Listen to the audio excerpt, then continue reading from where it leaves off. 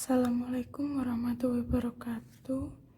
Perkenalkan, nama saya Andina Widya Kusumawardani dengan NIM 14141938 dari Rombel H. Di sini saya akan menyampaikan resume dari konsep dasar IPA. Materi yang pertama di sini ada besaran dan pengukuran. Satuan SI atau Sistem Internasional des Unités dari Perancis. Satuan SI ini ada meter, kilogram, dan second. Pada awalnya MKS ada panjang, massa, waktu. Dan selain itu dikenal dengan CGS, cm, gram, dan second. Selanjutnya, satuan dari besaran pokok. Di sini ada 7. Ada panjang, massa, waktu, kuat arus listrik, suhu, jumlah zat, dan intensitas cahaya.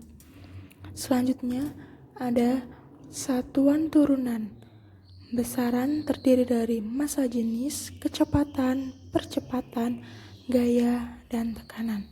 Satuannya massa jenis kilogram per meter kubik dengan simbol kilogram per meter kubik. Kecepatan satuannya meter per sekon dengan simbol m per s. Selanjutnya percepatan satuan meter per sekon kuadrat dan m per s kuadrat. Selanjutnya gaya satuan newton, simbol kilogram meter per sekon kuadrat. Dan tekanan Pascal, simbolnya N per M kuadrat. Awalan dalam sistem metrik yang digunakan dalam satuan SI, seperti yang tertera dalam tulisan ini. Selanjutnya, pengukuran. Apa sih itu pengukuran? Pengukuran adalah kegiatan membandingkan suatu besar yang diukur dengan alat ukur yang digunakan sebagai satuan. Di sini ada 3 aspek pengukuran. Yang pertama, ketelitian, ketepatan, dan kepekaan. Pengukuran besaran pokok. Pengukuran panjang secara langsung bisa menggunakan mistar, jangka sorong, mikrometer skrup, Dan di sini ada pengukuran massa secara langsung, yaitu neraca Ohaus 3 lengan, neraca sama lengan, neraca digital, neraca pegas. Dan selanjutnya ada pengukuran waktu secara langsung, ada arloji, stopwatch, penunjuk waktu elektronik, jam atom cesium. Ada pengukuran panjang secara tidak langsung menggunakan pengukuran dengan gelombang suara dan pengukuran dengan gelombang elektromagnetik. Di sini ada alat ukur suhu. Alat ukur suhu adalah termometer. Dan kita masuk ke bab selanjutnya, yaitu materi dan perubahannya. Apa sih itu materi? Materi adalah segala sesuatu yang memiliki massa dan menempati ruang. Di sini ada ciri khas partikel dari zat padat, zat cair, dan zat gas.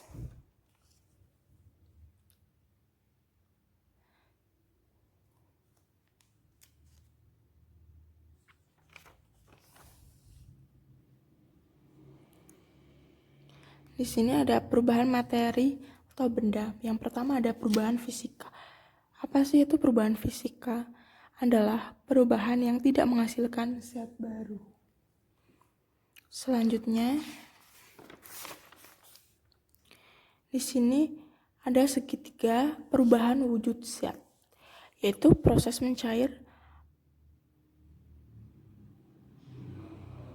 dan gas terus zat padat. Di sini ketika zat cair ke zat padat, yaitu mengalami pembekuan. Sedangkan zat padat ke zat cair dinamakan peleburan, zat cair ke gas namanya penguapan, dan gas ke zat cair namanya pengembunan, padat ke gas namanya penyubliman, gas ke zat padat namanya penghabluran.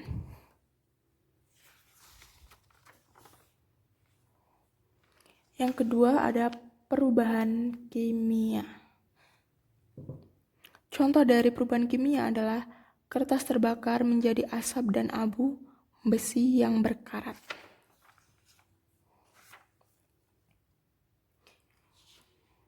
Ini ada contoh reaksi kimia yang ditunjukkan dengan adanya perubahan suhu atau temperatur. Ada kapur tulis dan urea. Selanjutnya ada contoh reaksi kimia yang menghasilkan endapan adalah penjernihan air. Di sini ada reaksi kimia yang menghasilkan perubahan warna seperti gula pasir merupakan kristal berwarna putih, sepotong buah apel atau kentang atau pisang yang telah dikupas dan dibiarkan di udara terbuka beberapa saat akan terlihat menjadi warna coklat.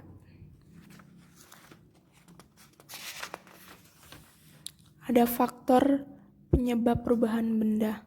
Yang pertama pelapukan, kedua perkaratan atau korosi, yang ketiga pembusukan.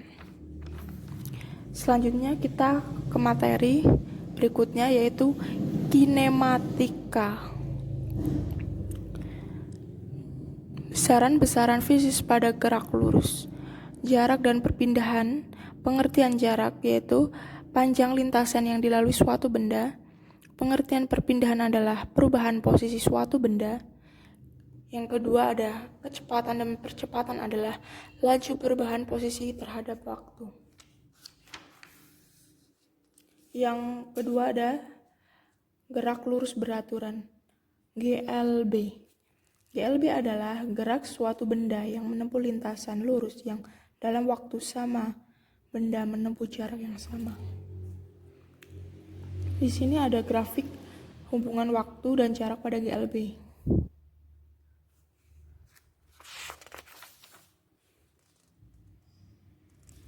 Yang C ada GLBB atau gerak lurus berubah beraturan, yaitu adalah gerak lurus suatu objek di mana kecepatannya berubah terhadap waktu akibat adanya percepatan yang tetap.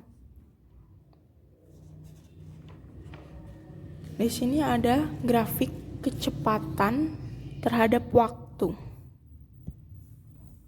Di sini ada macam-macam GLBB. Ada GLBB dipercepat, seperti ini keterangannya. Ada GLBB diperlambat.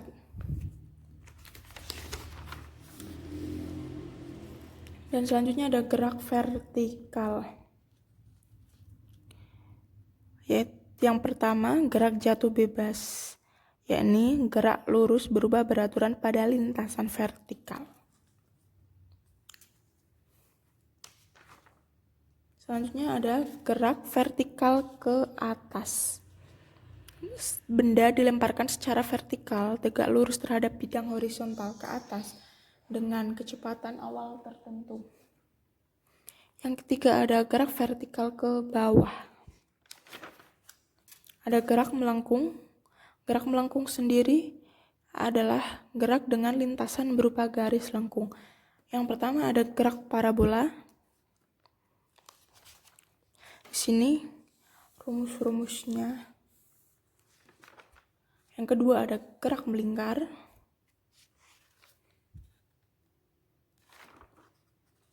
Nah, selanjutnya bab dinamika, gaya, gerak, energi, dan tekanan.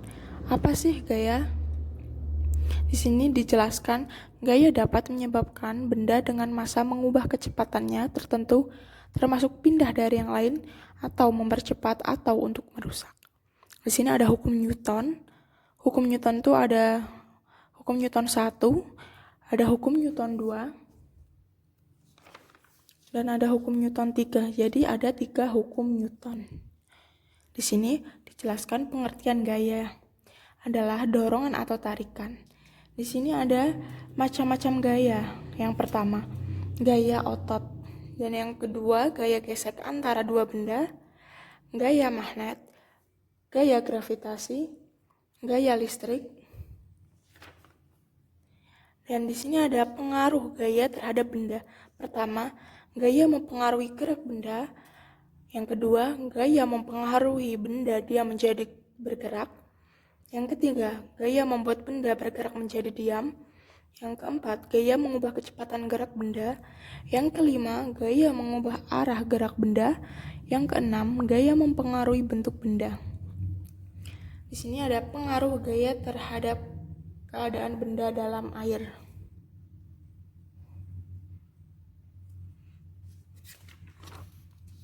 Gerak selanjutnya merupakan suatu perubahan tempat kedudukan pada suatu benda dari tempat awal.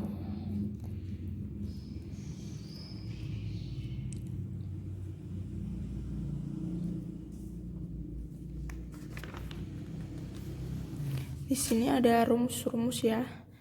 Ada dari GLBB itu dibedakan menjadi beberapa bagian, yaitu GJB atau gerak jatuh bebas, GVB adalah gerak vertikal ke bawah, gerak parabola atau gerak peluru. Ini ada persamaan pada gerak parabola.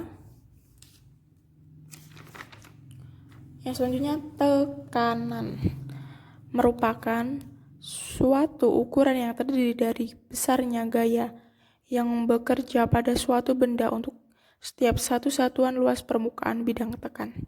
Ada tekanan pada zat padat, zat cair, gas. Nah, di sini ada hukum bejana berhubungan. Apabila bejana berhubungan diisi dengan zat cair yang sama, maka pada keadaan kesetimbangan permukaan zat cair dalam bejana berada dalam satu bidang datar. Ada hukum Pascal, ada hukum Archimedes. Di sini diberikan ada energi adalah kemampuan untuk melakukan kegiatan atau kerja. Energi itu sama dengan tenaga. Yang pertama, energi panas. Energi panas. Yang kedua, energi cahaya. Ada energi gerak, energi listrik, energi bunyi, energi kimia. Nah, di sini ada sumber energi. Apa itu sumber energi? Yang pertama ada matahari. Yang kedua, makanan. Yang ketiga, minyak bumi dan gas alam. Yang keempat, baterai. Yang kelima, listrik. Di sini ada macam-macam pembangkit listrik: PLTA, PLTU, PLTG, PLTN, PLTD. Dan yang keenam ada kayu bakar, angin, air. Hemat energi. Di sini sumber energi yang dapat diperbarui seperti matahari, air, dan angin. Sumber energi yang tidak dapat diperbarui seperti batu bara, minyak bumi, dan bahan tambang. Cara menghemat energi: mematikan lampu bila tidak diperlukan, menggunakan AC secukupnya. Selanjutnya, pesawat sederhana. Apa itu pesawat sederhana? Pesawat sederhana adalah alat yang dapat memudahkan kita melakukan usaha dengan mengubah besar atau arah gaya. Dan di sini ada pengungkit tuas. Ada tuas jenis 1. Contohnya pengungkit dan pemotong kuku, Yang kedua ada tuas jenis 2. Contohnya alat gerobak dorong, pemotong kertas, dan pembuka tutup botol. Yang ketiga, tuas jenis 3. Contoh penjepit roti, pengeruk sungai, penjabut jenggot. Yang B ada katrol. Katrol adalah roda yang kelilingnya dilalui rantai atau tali. Yang pertama ada katrol tetap, katrol tunggal bergerak, sistem katrol. Yang C ada bidang miring, adalah pesawat sederhana berupa permukaan miring yang penambangnya berbentuk segitiga dan berfungsi sebagai pengalih gaya. Ada roda gigi atau gear, adalah sepasang roda bergigi saling bersambungan yang dapat digunakan untuk menambah atau mengurangi gaya. Bab selanjutnya ada gelombang dan bunyi. Di sini, gelombang adalah suatu getaran yang merambat. Dalam pembuatannya, gelombang membawa energi. Ada jenis-jenis gelombang, ada media, perambatan, arah, rambatan. Di sini dijelaskan ada grafik gelombang transversal. Di sini ada grafik longitudinal.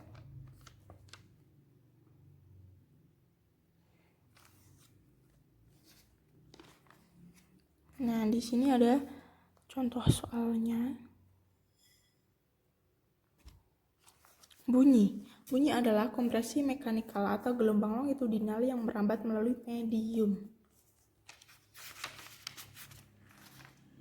Getaran adalah gerakan bolak-balik yang ada di sekitar titik keseimbangan di mana kuat lemahnya dipengaruhi besar kecilnya energi yang diberikan.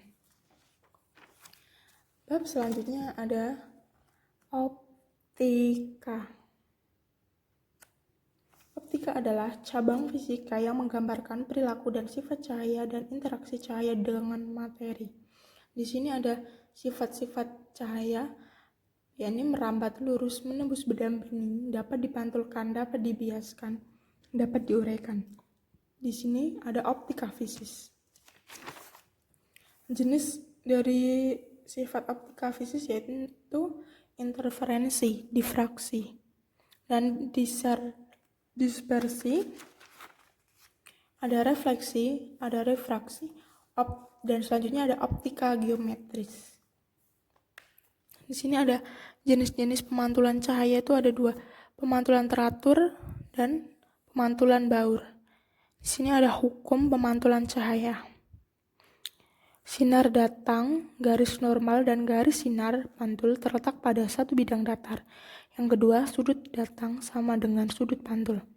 Ada pemantulan cahaya pada cermin datar. Pemantulan cahaya pada cermin cembung. Ada pengertian pembiasan cahaya. Ada rumus indeks bias cahaya, ada bunyi hukum pembiasan cahaya, peristiwa pembiasan cahaya,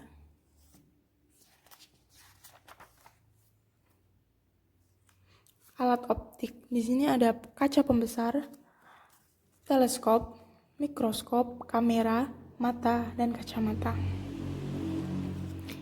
Di sini ada kelainan pada mata, seperti rabun jauh, rabun dekat, rabun senja, astigmatisme, buta warna, glaukoma, konjungtivitis, dan katarak. Bab selanjutnya ada suhu dan kalor. Suhu adalah besaran termodinamika yang menunjukkan besarnya energi kinetik translasi rata-rata molekul dalam sistem gas. Suhu diukur dengan menggunakan termometer. Di sini ada kesetimbangan termal,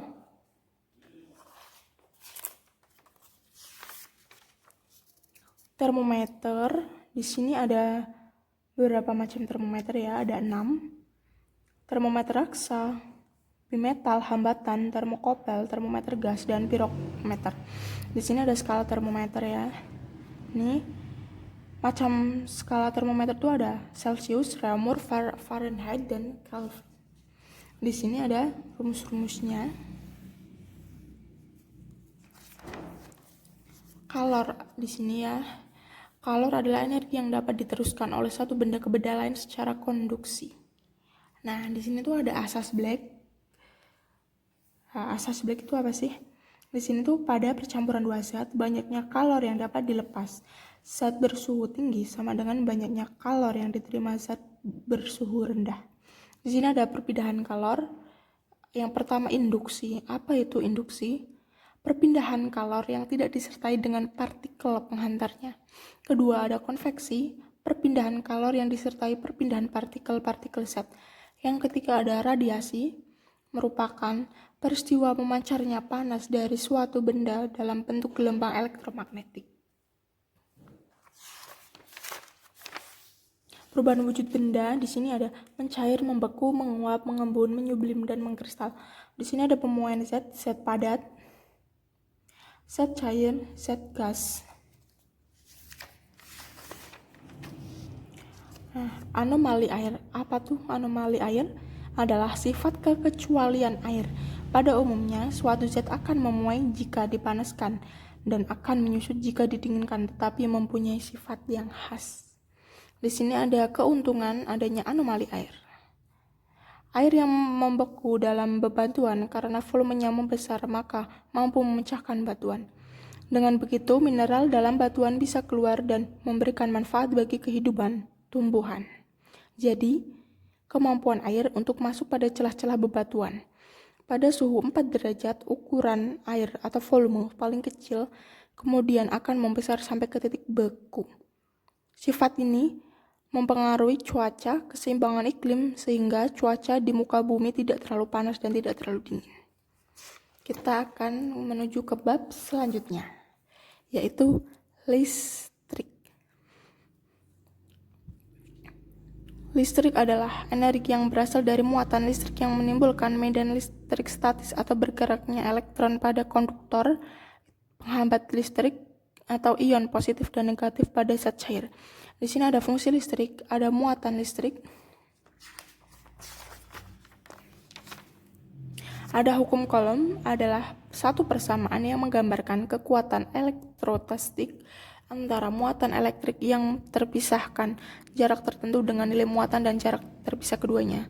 Ada medan listrik, gaya listrik, energi potensial dan arus listrik. Ada hambatan arus listrik, hukum Ohm.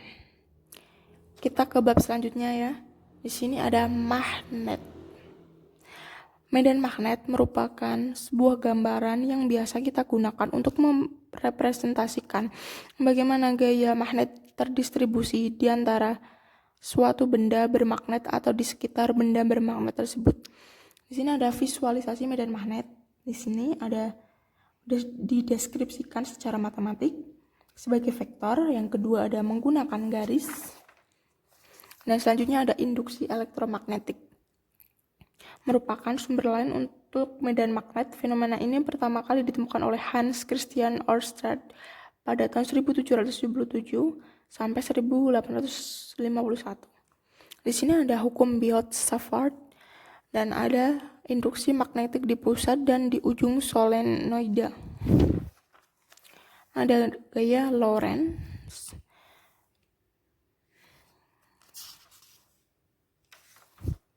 Ada hukum Faraday. Ada hukum Lenz. Ada aplikasi induksi elektromagnetik. Ada aplikasi medan magnet pada migrasi hewan. Kita ke bab selanjutnya ya. Di sini ada bumi dan alam semesta, tanah, batuan, dan sumber daya mineral. Di sini ada tata surya. Matahari meliputi lebih dari 99% massa sistem tata surya.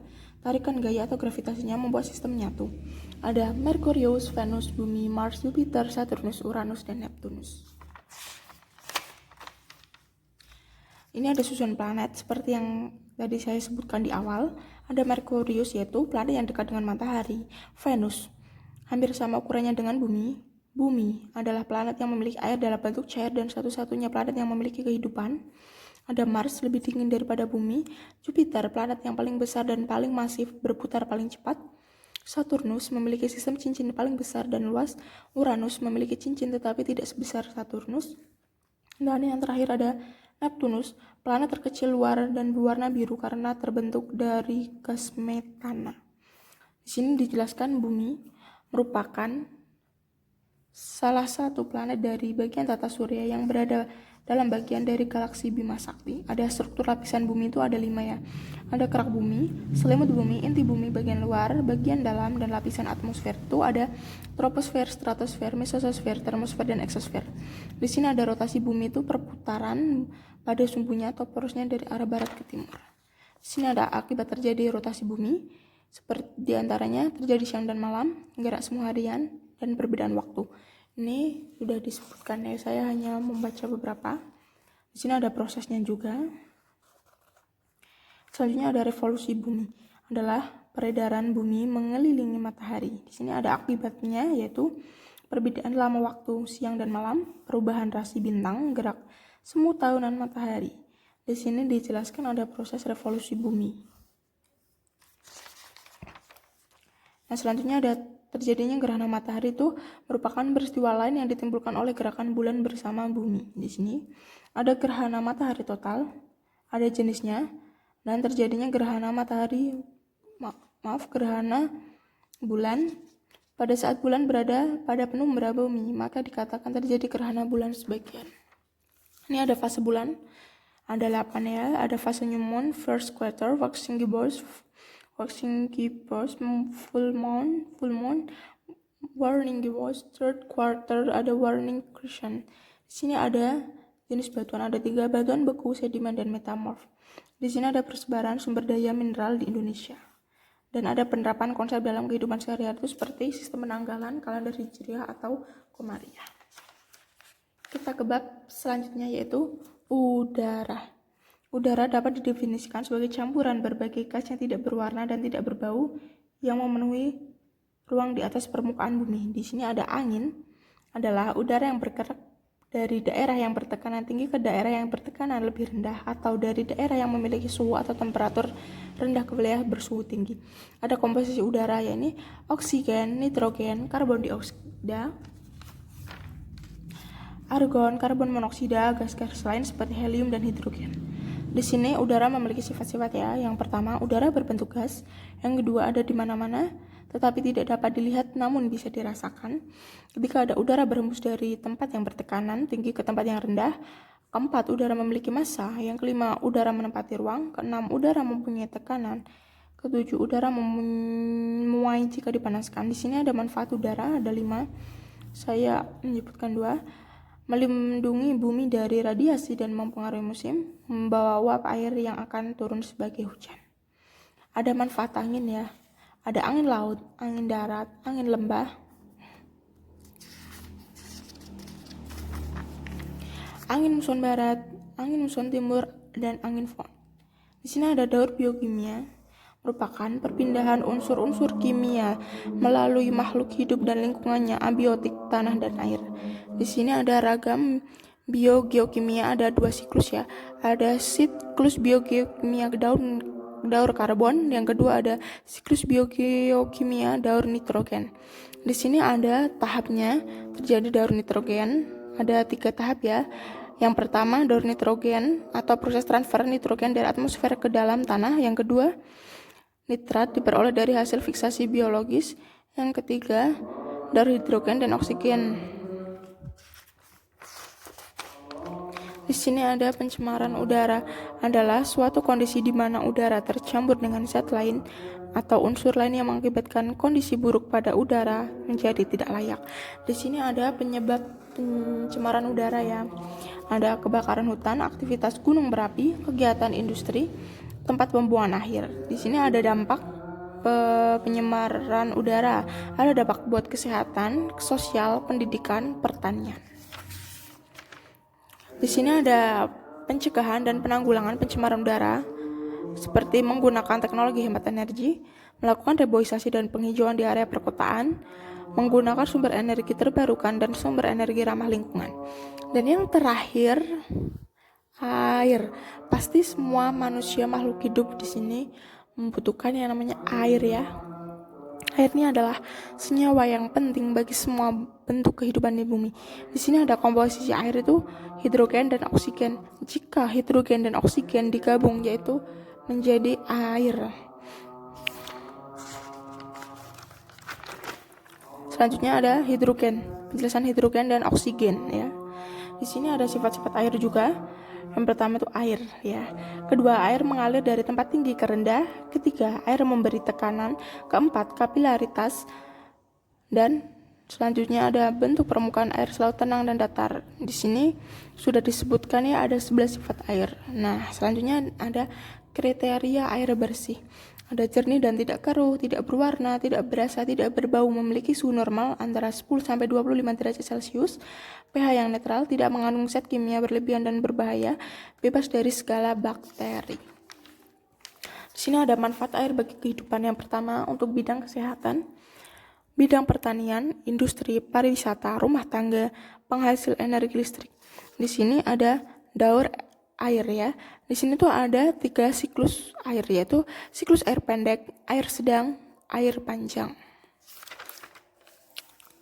Ada pencemaran air dan solusinya. Di sini ada beberapa dampak dari polusi air ya. Di antaranya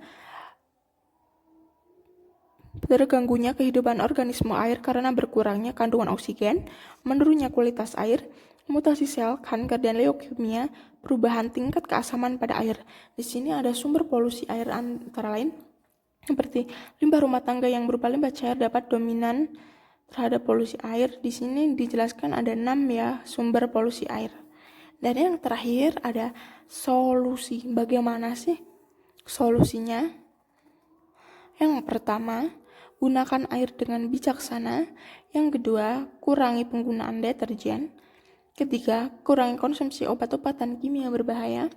Keempat, ketika memandikan hewan atau ternak dari kakus tidak menggunakan sungai. Kelima, jangan membuang sampah dari rumah. Jangan membuang sampah rumah tangga di sungai ataupun danau. Dan yang terakhir ada menanggulangi kerusakan lahan bekas pembuangan limbah B3. Sekian, terima kasih.